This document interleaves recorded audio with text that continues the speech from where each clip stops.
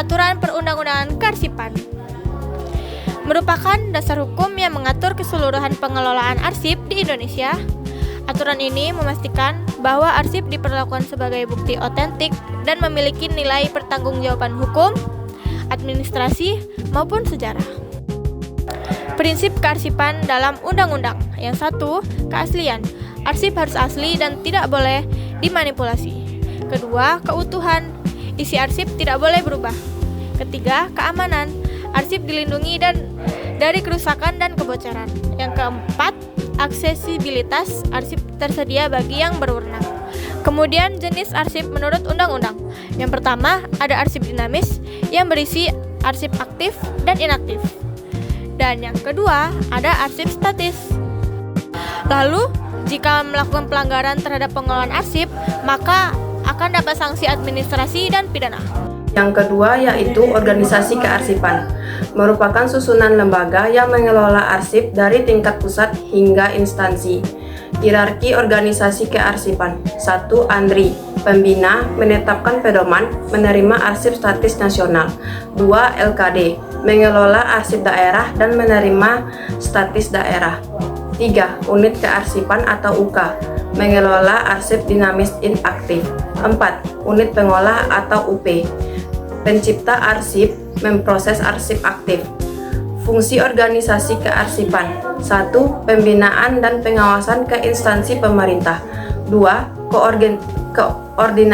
Koordinasi penyelamatan arsip vital dan arsip bencana.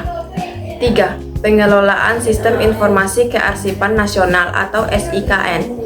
4. Penetapan jadwal retensi arsip atau JRA. Contoh organisasi kearsipan nyata. 1. Dinas Perpustakaan dan Kearsipan Kota Padang. 2. Badan Arsip Daerah Provinsi Sumatera Barat. Yang ketiga, petugas arsip.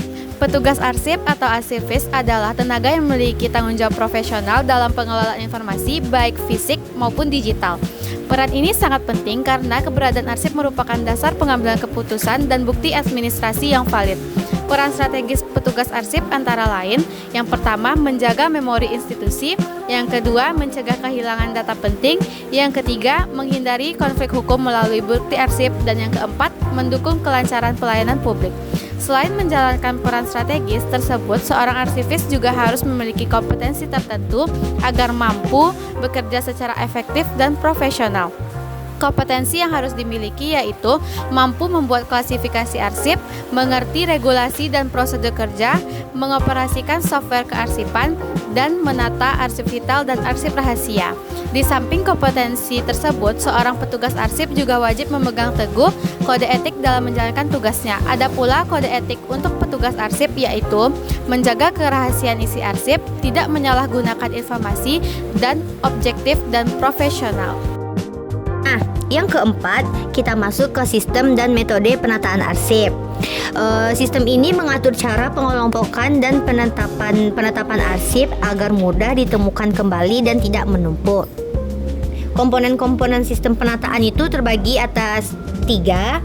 Yang pertama yaitu ada klasifikasi arsip, yang dimana itu berisikan kode berdasarkan subjek atau struktur organisasi. Yang kedua ada indeks, yaitu daftar kata kunci untuk temu balik. Dan yang ketiga ada label.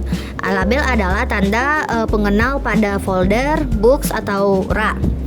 Nah, selanjutnya ada contoh penerapan metode.